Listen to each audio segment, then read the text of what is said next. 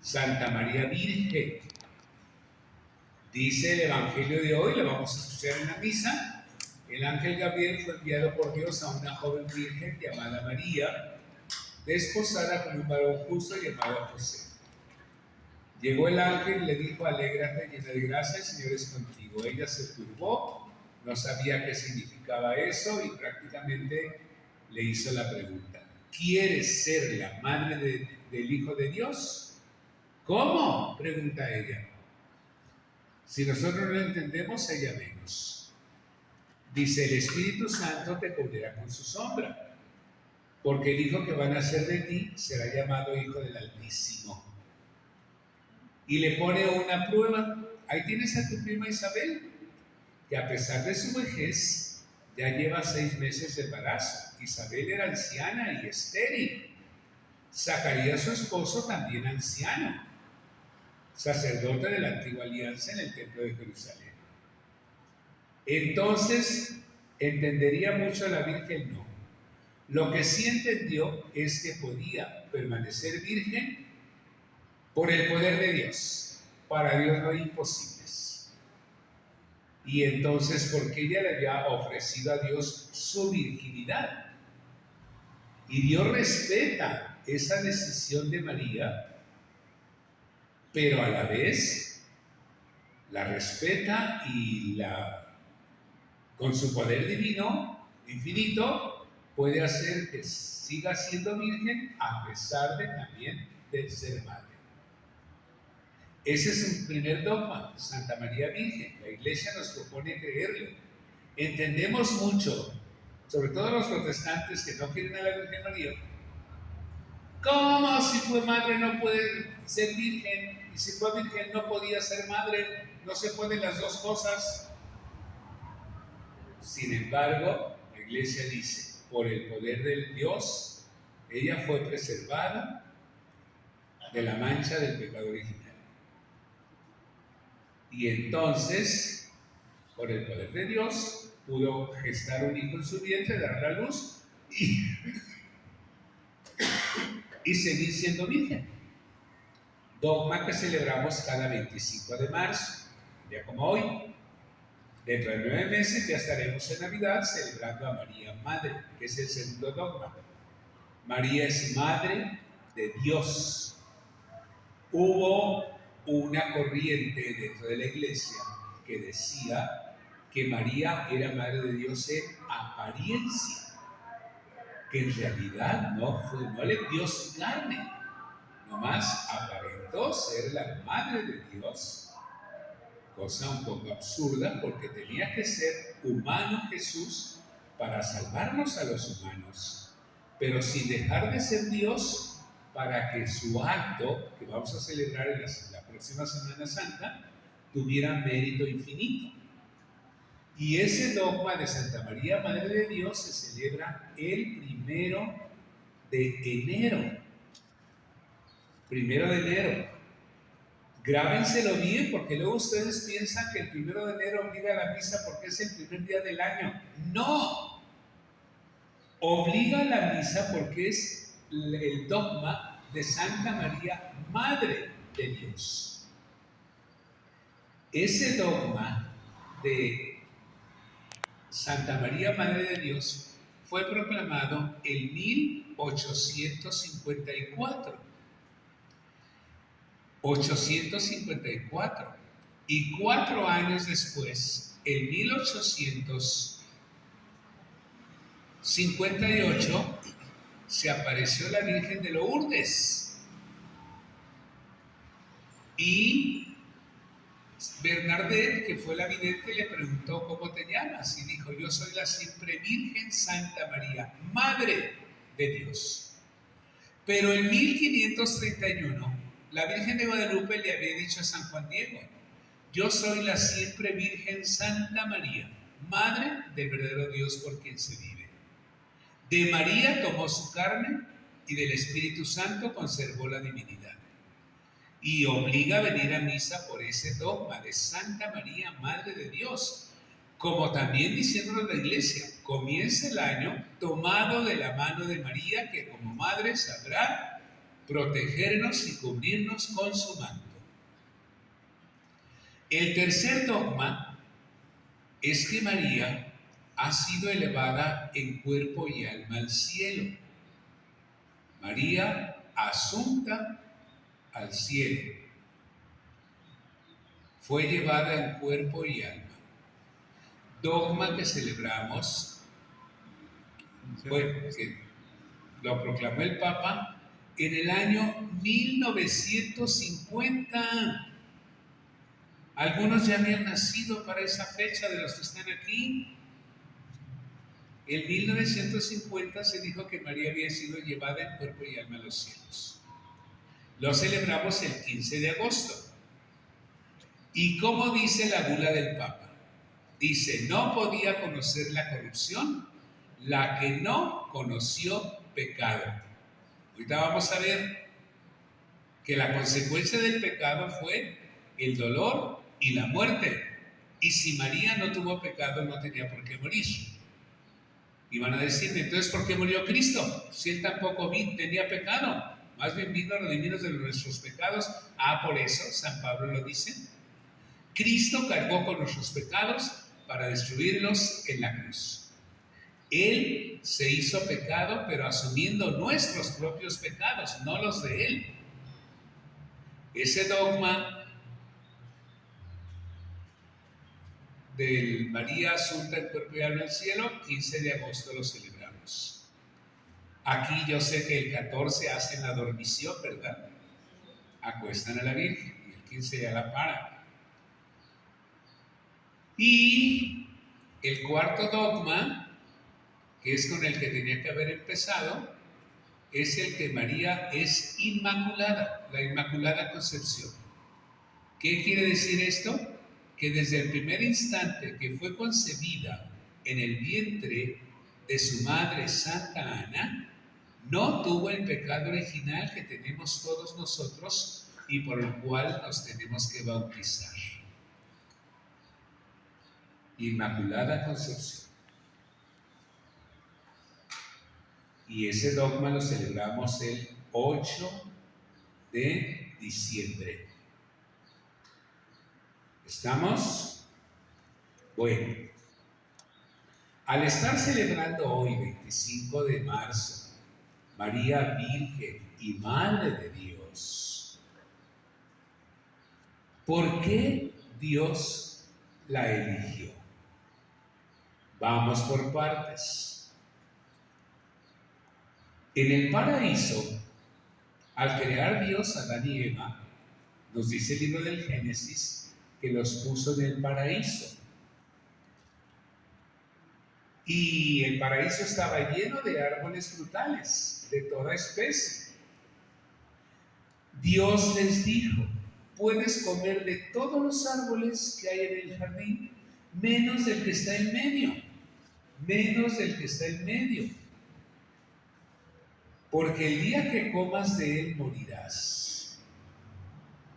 Pero el demonio, que nunca descansa y al que nosotros le hacemos caso, ahorita les voy a explicar bien,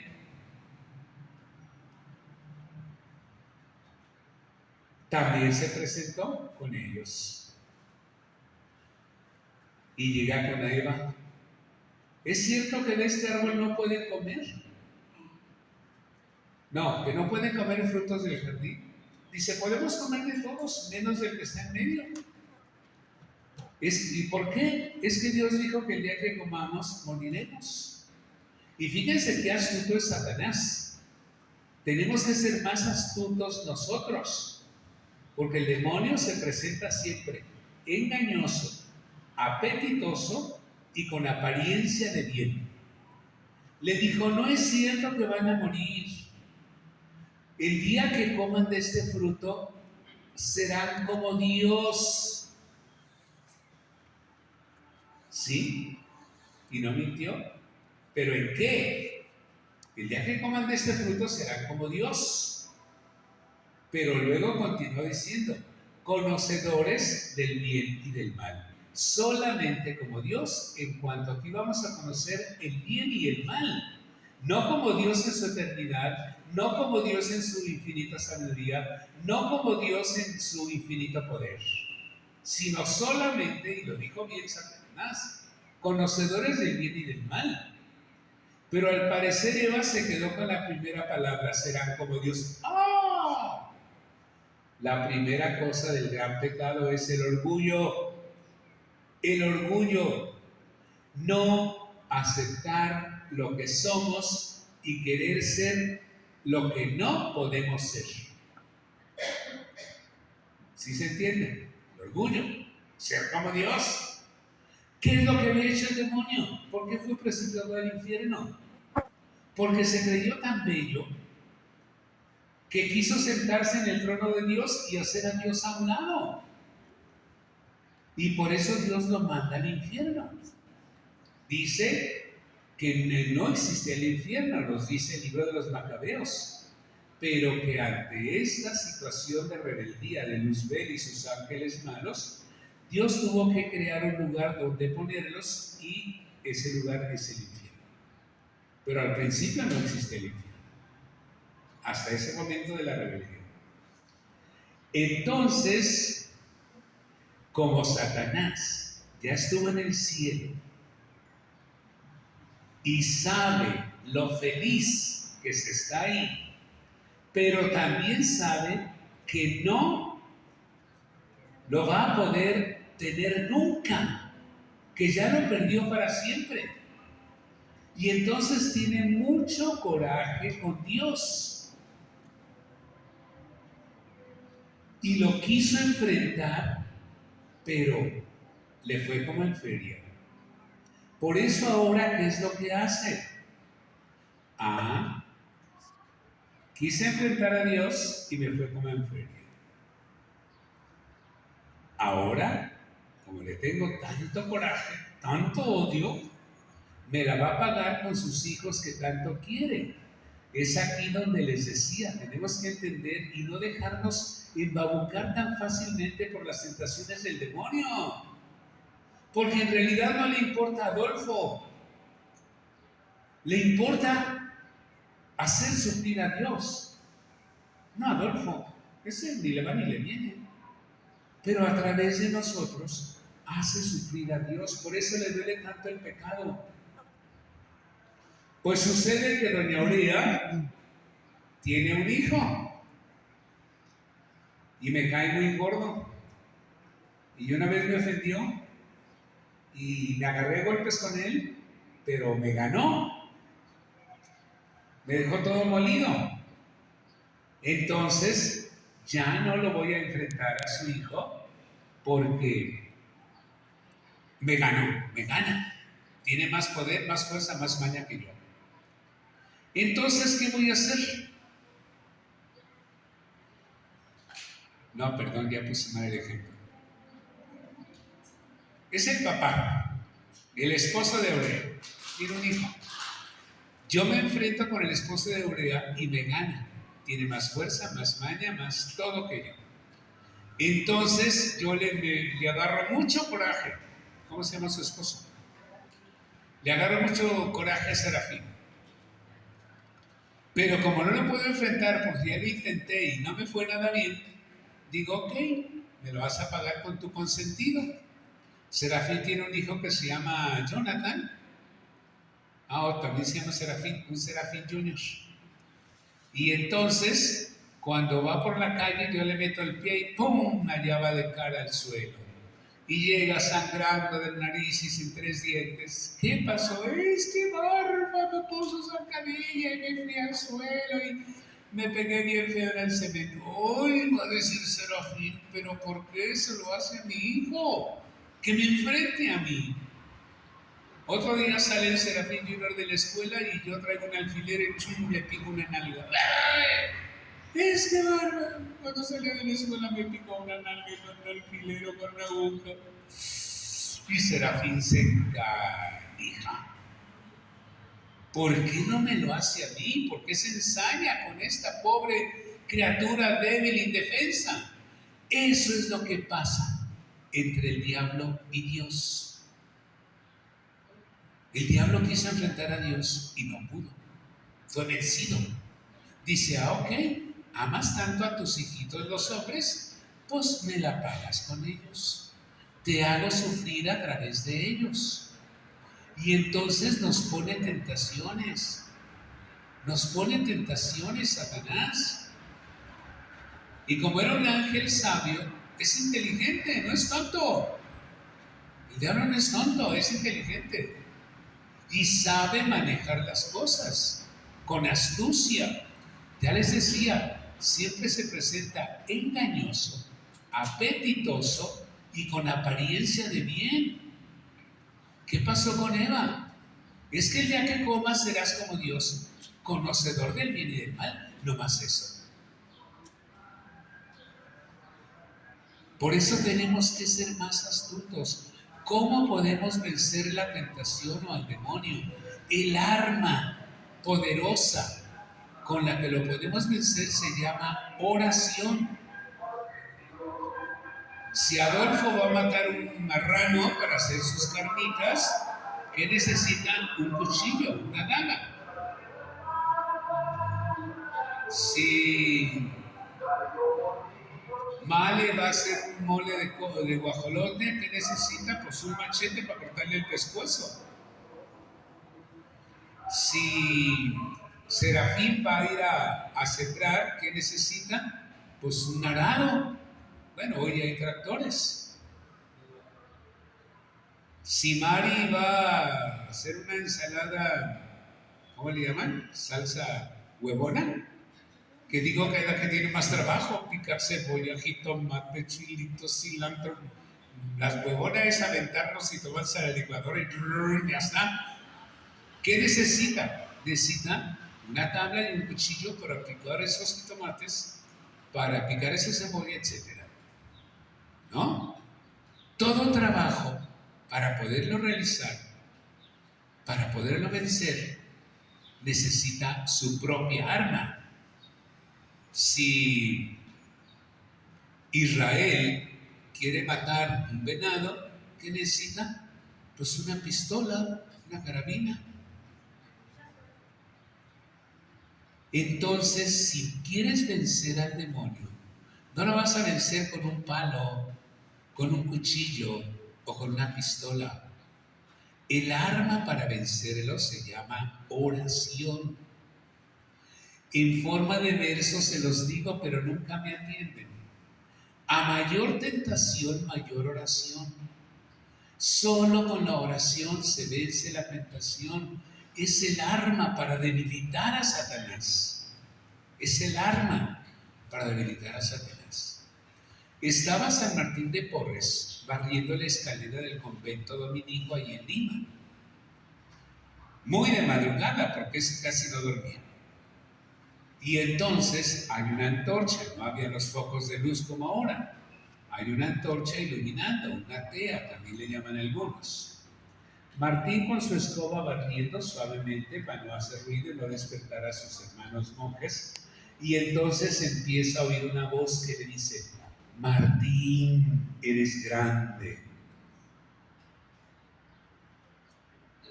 Él, pensando que es Dios, dice: no, Señor, yo solo soy más que un pobre perro mulato. No, Martín, eres grande, eres famoso, la gente te aclamará. No, yo soy el más pecador del mundo. No, Martín, subirás a los altares. Hasta ahí todo va bien. Pero cuando le dice esa voz, la gente te adorará, entiende que no venía de Dios, sino del diablo. Él sabía bien lo que sabemos nosotros, que adorar solo a Dios. La gente te adorará. Y entonces supo que era el demonio. Retírate, Satanás, y daba de escobazos por todos lados. Sí, Martín, estarás en los altares, te adorarán, te adorarán.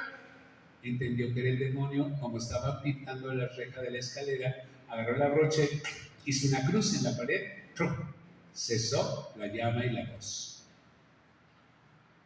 ¿Dónde venció Cristo? ¿Cómo venció Cristo al demonio? En la cruz. Hasta de niños decíamos: cruz, cruz, que se vaya el diablo y venga Jesús. ¿Verdad? Ajá.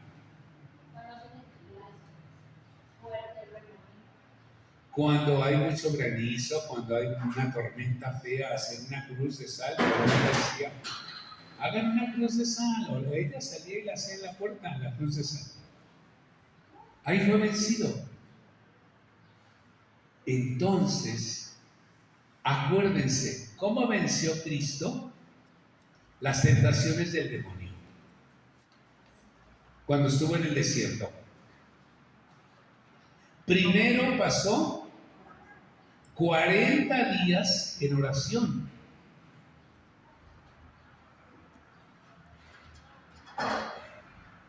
Y después de los 40 días de oración, estaba fortalecido para vencer la tentación. Y también ahí le estoy diciendo que el demonio es muy astuto. También ahí se presentó con astucia, queriendo engañar a Cristo y hacerlo incurrir en el pecado. ¿Cuál fue la primera tentación? Dice, llevas 40 días sin comer ni beber. Pero ¿cuál es el problema? Tienes hambre, sin embargo eres Dios. Haz que estas piedras se conviertan en pan. ¿Lo podía haber hecho Cristo? Sí. La tentación que le está poniendo es muy lógica. Tienes hambre, llevas 40 días sin comer. Pero eres Dios, conviértelas en pan. ¿Podía haber convertido las piedras en pan? Sí. Pero una tentación del demonio, ese era el problema. Venía a vencerlo, no a ser vencido. No solo de pan vive el hombre, sino de toda palabra que sale de la boca de Dios. Entonces se lo lleva a lo más alto de la torre del templo de Jerusalén y le dice, tú vienes a traer un mensaje del cielo. Mira, tírate al suelo, que Dios mandará a sus ángeles que te hagan bajar suavemente para que tu pie no tropiece, ni sufra daño alguno. ¿Venía a hablarnos de un mensaje del cielo? Sí. ¿Podía su Padre Dios haber mandado a los ángeles para que lo bajaran suavemente? También. Pero era tentación del demonio. Era tentación del demonio. Retírate, Satanás. Al Señor Dios tú le servirás. La tercera tentación, lo leímos el primer domingo de Cuaresma. Lo lleva a un monte elevadísimo y le muestra todos los reinos del mundo con su riqueza. Y le dice, todos estos reinos te los entrego si te postras y me adoras. Ahí fue el descaro de Satanás. Si te postras y me adoras, como el demonio. Digo, ¿cómo Cristo postrado para adorar al demonio? Solo a Dios adorarás. Solo. La venció, lo venció no solo por ser Dios, sino porque en esos momentos tenía la gran fuerza de la oración. Tenemos que intensificar más nuestra vida de oración para no herir tanto, o más bien, no ser objeto de que sufra Dios por nuestra culpa, por nuestra ignorancia, por nuestra debilidad y hasta nuestra dejadez. ¿De acuerdo? Muy bien. Decía que porque María es tan grande por encima de ángeles, tronos, dominaciones, principados, potestades, apóstoles, confesores, vírgenes. ¿Por qué? Porque supo hacer la voluntad de Dios. Supo hacer la voluntad de Dios. Allá en el paraíso, Eva no hizo la voluntad de Dios. El pecado no fue comerse el fruto. Él les decía, en principio fue el orgullo, querer ser como Dios, y en segundo lugar la desobediencia. Dios no lo hizo por otra cosa, era tan igual como todos los frutos del paraíso. Simplemente lo hizo para probar si le íbamos a obedecer. ¿Y qué pasó? Eva no obedeció, comió del fruto y luego le dio a su marido Adán, porque era el marido y mujer, ya estaban, ya los había bendecido Dios. Y entonces, dice San Pablo, Por un hombre y una mujer entró el pecado en el mundo. Y mujeres, no se dejen engañar, porque luego dicen, por culpa de las viejas hay pecado en el mundo. Sí. Entró el pecado, el dolor y la muerte, porque ¿qué le dice a Adán? Arañarás la tierra y solo te dará espinas y rojos. ¿Qué le dice a Eva? Te dominará tu marido y con dolor parirás a tus hijos. Y entonces dicen, por culpa de las viejas, debiluchas, si no se hubieran dejado engañar por el demonio, no sufriéramos tanto, no tendríamos que pasar por la muerte. Yo les digo, mujeres, defiéndanse, porque también San Pablo dice, así como por un solo hombre y una mujer entró el pecado en el mundo, por otro hombre y otra mujer entró la salvación. Y yo lo pongo primero a la mujer. Por Eva entró el pecado en Adán y a la humanidad. Por María entró la salvación en el mundo, que es Cristo nuestro Señor. Porque eso no lo comentamos. Porque no nos conviene a los hombres machistas, ¿verdad? Entonces, si por Eva entró el pecado, por María entró la salvación.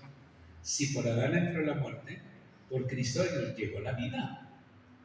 La vida. Eso es lo bonito de María, que así como Adán y Eva le dijeron no al plan de Dios, la Virgen María le dice sí al plan de Dios. Lo vamos a ver en el Evangelio. Cuando medio entiende qué va a pasar, que dice, yo soy la esclava del Señor, hágase en mí según tu palabra. Siempre sujeta al plan de Dios, haciendo lo que pedía Dios, en toda su voluntad. El Salmo de hoy va a decir, aquí estoy, Señor, va a decir Cristo, vengo para hacer tu voluntad. Si aquellos dos no la hicieron, nosotros dos sí la hacemos. Ahí está. Entonces no digamos, pues es que somos pecadores porque desde un principio entró el pecado en el mundo. ¿Y cómo no dices? Es que somos santos porque llegada la plenitud de los tiempos llegó dentro la salvación al mundo. ¿Ok? ¿Ya se entendió por qué sufre Dios con nosotros? Ahora vamos a otra cosa. ¿Por qué su misericordia es infinita? Porque Dios sabe que en el fondo somos pecadores, no por nosotros mismos, sino porque alguien nos hace caer, porque alguien nos tienta y nos hace caer en el pecado. Entonces Dios dice, ay, pobrecita de Luisa, no, pues no me queda más que perdonarla. Ella no es 100% culpable si no existiera el demonio. Entendamos también por qué la misericordia de Dios es infinita. No creas que te perdona doña Luisa por tu linda cara, sino porque dice, en el fondo no es 100% culpable si no entrara Satanás en su vida y no hubiera hecho al hombre tan debilucho. ¿De qué nos hizo Dios? ¿Qué elemento agarró para hacernos? Barro, tierra, cazuelitas de barro, jarritos de barro. En Jalisco se dice cuando alguien es muy sensible, ándale tú, jarrito de tlaquepaque, que con un pequeño golpe se quebra. Barro. Yo he dicho, ¿por qué Dios no nos hizo de un material más valioso? Ya había creado el mundo. Si vemos los días de la creación, primero hizo la luz, separó el cielo de la tierra, las aguas de los continentes, creó peces en el mar, aves en el cielo, plantas, animales, cuadrúpedos, reptiles, y luego agarró barro para hacer al hombre. Si ya había creado el mundo ya tenía oro, ya tenía diamante, ya tenía cristal cortado, Ya tenía Talavera china. ¿Y de qué nos va haciendo? De barro. De lodo. Ahora bien, reflexionando en esto, ¿por qué nos hizo de barro? Si siendo de barro somos tan orgullosos, imagínense si nos hace de esmeralda. No, pues entonces la luna nos quedaba cerquita porque se la podíamos tocar de tan altivos. Bien, pero ¿qué dice San Pablo? ¿O qué le dijo Dios a San Pablo? San Pablo dice, llevo en mi cuerpo un aguijón que me atormenta.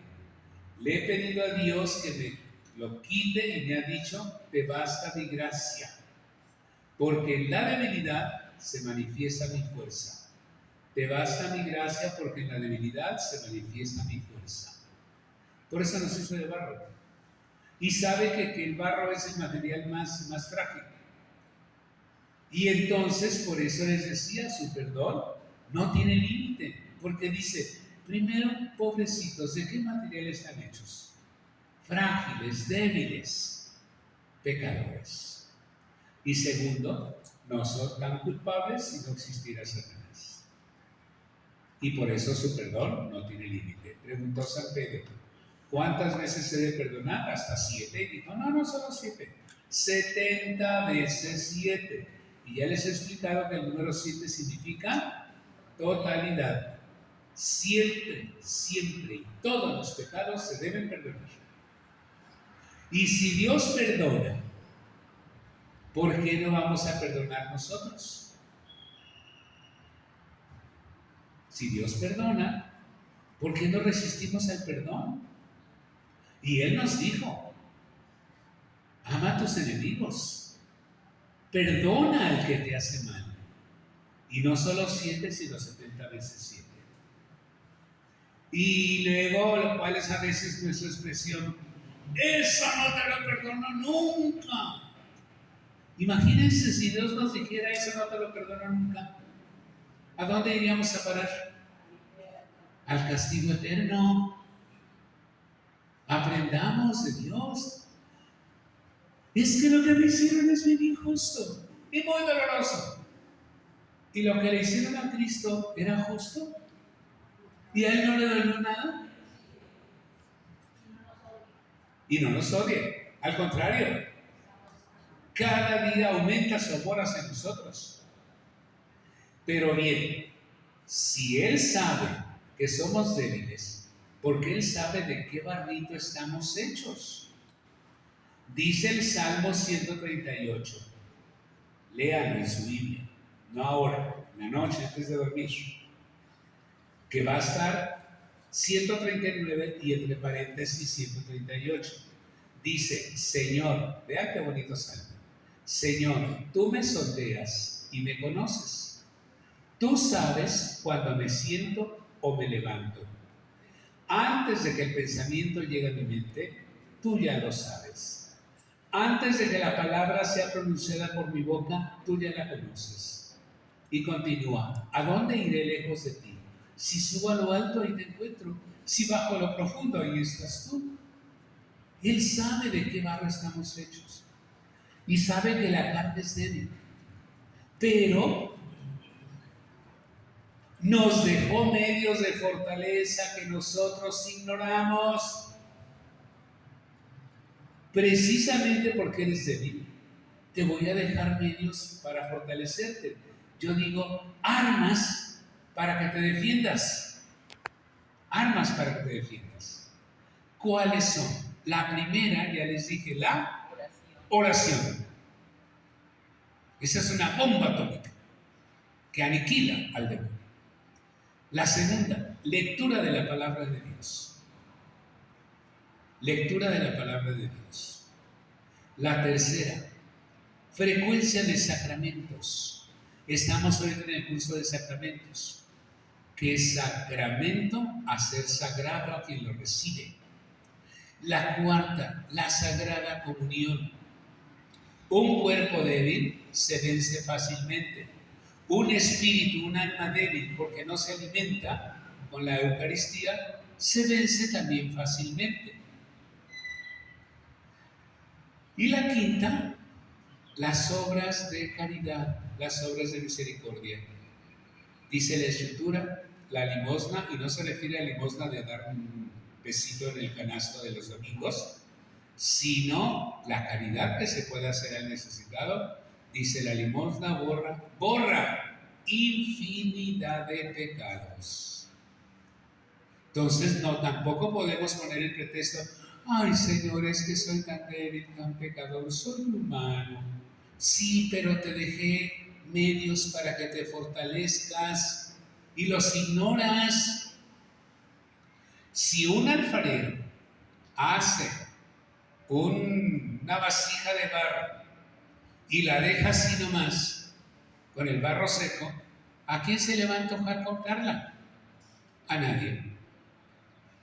Si ese barro lo cose en el horno, entonces ya como que llama un poco la atención. Pero si a ese barro le pone barniz y le pone unas florecitas y le pone unas rayitas, nos llama más la atención. ¡Ay, mira qué bonito! Pero una vasija de barro burdo, ¿a quién se le antoja? A nadie. Hagan de cuenta que así nos hizo Dios, barro burdo, pero nos dejó los elementos para embellecer este barro humano. Nos hizo fragilísimos, pero nos dejó elementos para hacernos fuertes y los ignoramos. Luego hay quienes llegan a confesarse y pues ya no me acuerdo qué más, padrecito. A ver, ¿te encomiendas a Dios todos los días? No, se me olvida. ¿Vas a misa todos los domingos? Pues no, a veces nomás. ¿Comulgas? Tengo como 7 años que no he recibido la Sagrada Comunión. O dice, ni siquiera he hecho mi primera comunión. Y lees la Biblia, me imagino. No, ni siquiera tengo una en mi casa. Pero ayudas a los demás caritativamente. Uno no se lo merece, son unos huevones que se pongan a trabajar si quieren. Entonces, un barro burdo que con cualquier testerianita se rompe. ¿Dónde está la fortaleza? Primero, para defenderte ante el enemigo. Y segundo, ¿dónde está la belleza? Para que le gustemos a Dios. ¿Dónde está la belleza para que le gustemos? Tenemos que hacer algo que nos haga ser gratos a los ojos de Dios.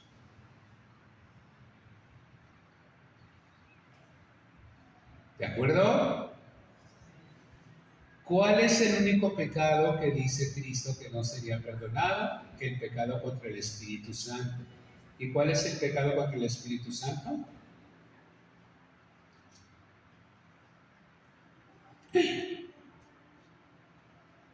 ¿Cuál es el pecado contra el Espíritu Santo?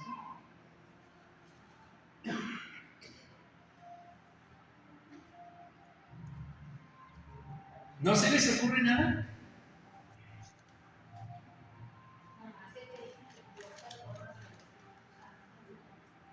Pues si el Espíritu Santo es Dios. No son 3, es un solo Dios en 3 personas distintas. Misma naturaleza divina, pero con 3 identidades diferentes. El Espíritu Santo es Dios.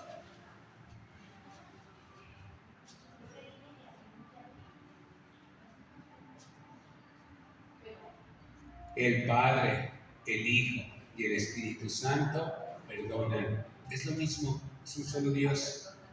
Creo en un solo Dios verdadero.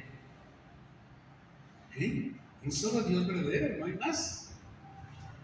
El único pecado, ¿saben cuál? Que no se perdonaría, es el pecado contra el Espíritu Santo. ¿Y en qué consiste? En dudar. Dudar de la misericordia de Dios o ponerle límite a la misericordia de Dios.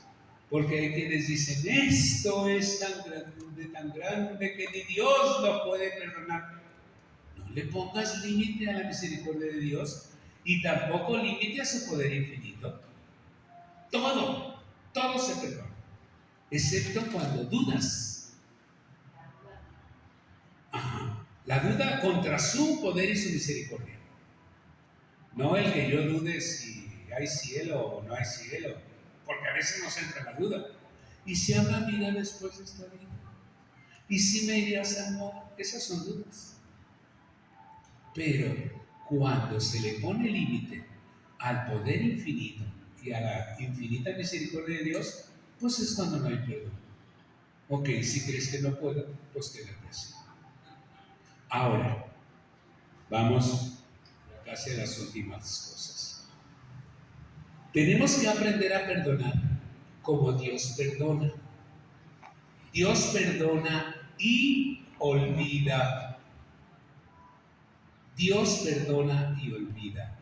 Pecado perdonado, borrado. Pecado borrado. Pero no que Dios es tan poderoso, yo digo, pues tiene un límite su poder. En el perdón. En el perdón no hay límite. No hay límite.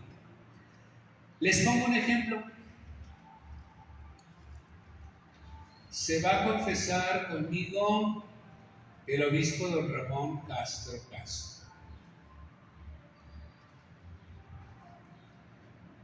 Y entonces, bueno, mejor lo cambio. Llego yo, Antonio Barba, ya morido, al cielo. Y le digo, Señor, vamos a tener toda la eternidad para estar juntos. ¿Me puede decir cuántas veces te ofendí con la mentira? ¿Tú? Ninguna. Ay, no puede ser. No puede ser. Si en cada confesión decía que había mentido 3, 5, hasta 7 veces, tal vez. Pero si están perdonados, no existen. No existen en la mente de Dios. Y tenemos que aprender a perdonar como Dios, porque luego dice Brenda, te perdono, pero no lo olvido. Entonces no hay perdón. Cuando se perdona es olvido completo, borrón y cuenta nueva. Eso no existió.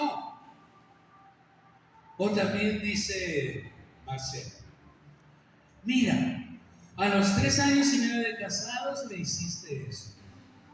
Cuando teníamos 17 me lo volviste a hacer. Hoy estamos en 22 años y vuelves a lo mismo, ya una tercera no te la perdono.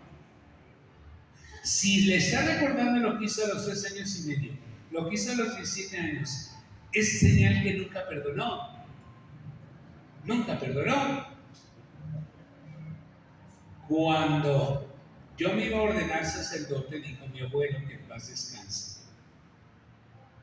¡Ay, qué a gusto los padrecitos! Se enteran de toda la basura y podredumbre de la comunidad. Dije, abuelo, no creas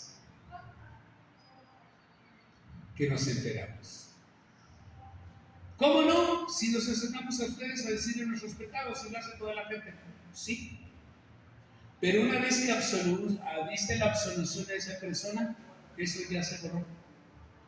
No son padres, a lo mejor un acólito puede llegar algún día a ser padre, ¿verdad? Jesús, ¿ok? Y me va a dar la razón. Pero podemos estar confesando. Y si nos levantamos para hacer la misa, o para dar una charla, o para hacer otra actividad, se borró. Ya no sabes. Pues ya estaría loco. No le estuviera dando ahorita. Entonces llega doña Victoria. Ave María Purísima, sin pecado concebida. Padre, soy la ministra Victoria. Sí, ¿cuáles son sus pecados? Pues los mismos, Padre. ¿Cuáles son los mismos? Ay, a lo mejor no me oyó, soy Victoria y cada 15 días me confieso con usted. Sí le oí, sé que es Victoria, sé que es ministro de la Eucaristía, sé que siempre se confiesa conmigo, pero no sé cuáles son sus pecados. Dígamelos. Y lo suelo hacer cuando me ha pasado así, para que esta persona, este confesor, entienda que si ya están absueltos esos, ya no existen, ya no existen. El ejemplo que les di, que le pregunto a Dios cuántas veces te ofende con la mentira, ninguna. Si estoy en el cielo es que fueron todas perdonadas. Pero ¿cómo no? Si era mi peor defecto, tal vez, pero si están perdonados, no existen. No dice la Escritura, vengan, aunque sus pecados sean rojos como la grana, quedarán blancos como la nieve. No dice así la Escritura. Pero también dice, en ese tiempo de Cuaresma, todavía es tiempo, mientras hay vida. La salvación se consigue solo en vida. Una vez que estires la patota, ya no pudiste hacer nada. Ay, Señor, vamos a decir como el rico pulón, déjame ir a la tierra para advertir. No, déjame ir, ahora si me pongo a repartir todos mis bienes a los pobres. Tuviste la oportunidad, no lo hiciste. Entonces, en vida, dice la lectura del miércoles de ceniza, todavía es tiempo. Vuélvanse a mí de todo corazón, con ayuno, oración, penitencia, sacrificio, limosna, etc. Así que todavía es tiempo. Les voy a dejar estos minutos para que estén en silencio mientras se prepara lo de la misa y piensen, pero piensen de veras, como si fueran a hacer una confesión general. Piensen desde que tuvieron uso de razón todas las faltas que se acuerden que hayan tenido, para que en el momento del acto de contrición en la misa pongamos todo en el corazón de Cristo, que lo destruye. Ya ven que el Sagrado Corazón de Jesús tiene unas llamitas. Lo pongamos ahí como si fuera un papelito con mis pecados, para que esas llamas lo quemen, lo destruyan, lo hagan polvo, ceniza, nada. ¿Ok?